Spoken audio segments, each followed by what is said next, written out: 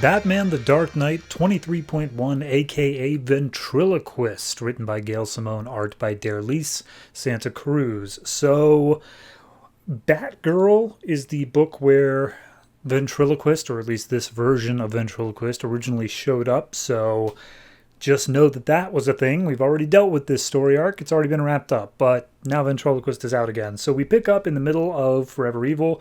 Gotham City has gone dark, but there is a single building that still has power somehow. And we see a whole bunch of people are all gathering at it, and they're like, oh, this theater, this random theater has some power. We need to go inside. The sign outside says they even have food and drink and shelter from all of this horrible crap going on out in Gotham.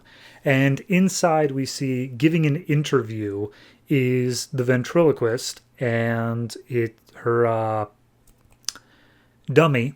I know there's an actual word for it, a more professional term, but the dummy named Ferdy. And they're giving an interview to this interviewer, this reporter, but turns out this reporter has been strung up and hung by a microphone, and she has been painted as a dummy herself. So the ventriloquist's name is Shauna, by the way. So Shauna and Ferdy look at the ventriloquist and it's like, oh yeah, no, she's not really asking too many questions, is she? Seems kind of shy. So this entire time Ferdy's making just like stupid little crass jokes. I just want to make that clear. A lot of them are actually pretty funnily written, but it's just weird because the whole thing is played in a very dark tone. So anyway, outside we see these people start making their way in, and they start talking to each other saying like, yeah, no, it's crazy out there. I saw a man literally get torn to pieces. Like, I am totally cool with staying in here no matter what it means. And everyone starts to introduce themselves and say like, oh yeah, here's the reason you should feel bad when I am inevitably going to die. So we start getting flashbacks to Shauna literally at the moment of her birth. She was a twin. She had a twin brother. And as the babies are born, she's like, oh yeah, I was born into a two-man act. But from a young age, my brother was, well, the way the ventriloquist phrases it, it's that nobody thinks the brother is better than her, that she's the star of the show. But we see through the visuals that everyone thinks the brother is just fantastic, to the point where it's like, oh, I just have to tell you, your son is so perfect and beautiful. He's an amazing little child. And then the mother's like, what about my daughter? And there's like, who? What? What are you talking about? So we see some of the people inside. They see these like home cooked meals and whatnot. They see these turkeys and breadsticks and whatnot. And it's like, oh my God, this is a cornucopia. Thank God. Let's dig in. Let's eat. So they start eating the food. We see basically the brother is told like, you're going to be a star. You're so perfect and attractive looking. Like, no matter, like, we're going to turn you into something that's going to be famous. And meanwhile, Shauna is made fun of she's called Shabby Shauna, which is a bit weak. I don't think that's the best insult these kids could have come up with, but regardless, one day she discovers she has this power. She has a telekinetic ability. She pushes one of the kids out into the middle of the road, and she is hit by a car. And Shauna's just like, yeah, well, serves you right. So at this point, we see that the brother gets a record deal, and like, kids, all these little girls are going to be screaming his name as he's up there performing. And they're on the swings in this like concrete playground, and he's like, are you sure you're not jealous? Are you sure you're cool? And she's like, why would I be jealous? You're my brother. I'm happy for you. Just be careful on the swing set. Concrete will break your neck.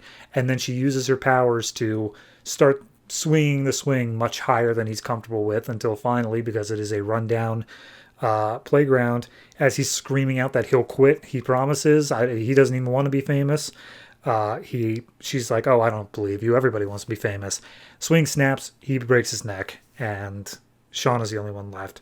So at this point, we see there is a gang member named Max, and he's being told by some fellow gang members, hey, this theater down the street's got power. We saw some people going in there, including some hot young women, hunka hunka. So at that point, he says, all right, gather up the boys. We'll make our way in. So everyone's queuing up for the show. They're like, hey, look, if I got to sit through a show to enjoy this meal and take shelter, I'll sit through whatever. There's no reason not to. So everyone's sitting down, getting ready for that. We see Shauna is becoming more and more of a I mean, there's no better word to say it. She's being a bitch.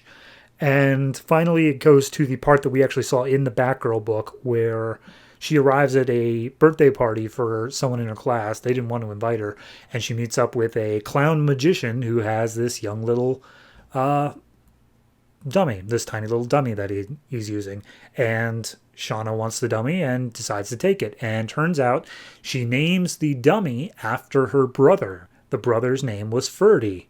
So now the dummy's name is Ferdy because, of course, it just has to all come back like that.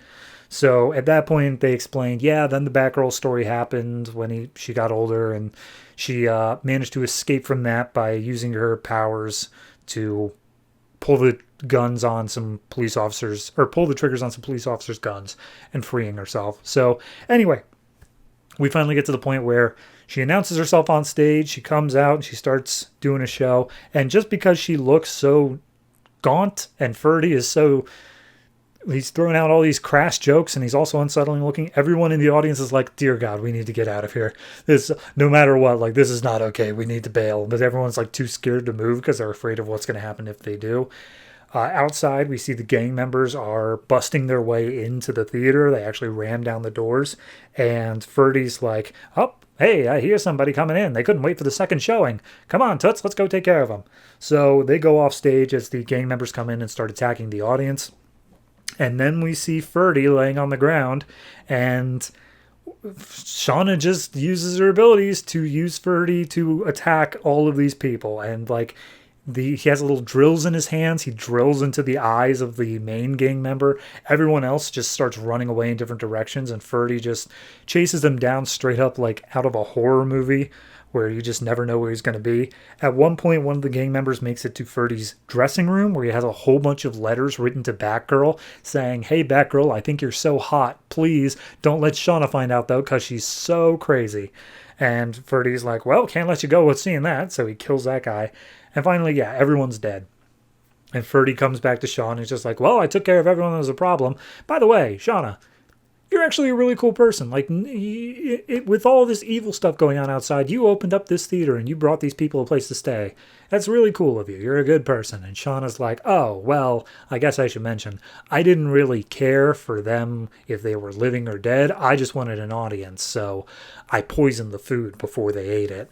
And we see her still putting on her act with Ferdy as the entire audience has been turned into puppets that she is just performing for, including Jasper the cat. There was a cat owned by a woman named Jasper. And he's now dead, which, frankly, she's now a supervillain in my book. How dare she? So, yeah, I mean, it's creepy. I'll give it that. I think it's very well done in a creepy regard. I don't understand why we did this bit of she is going after these gang members that were also evil. It kind of makes it feel like we're trying to make her more neutral than evil, but no, she's definitely evil. So like everything in the backstory was even just throwing out there that she's evil. So I don't know, that part kind of felt like a misstep, but everything else I thought was great. I think it did a great job of appealing to, you know, oh, these are real people and they each are just trying to survive this thing, and then Shauna shows up and just makes it so much worse. So yeah, I'm going to give this one I'll give it a 7.5. It doesn't quite crack the 8 territory for me, but it's close. It's very close to that, but there's just something holding it back where it doesn't feel like it's quite an 8. So 7.5.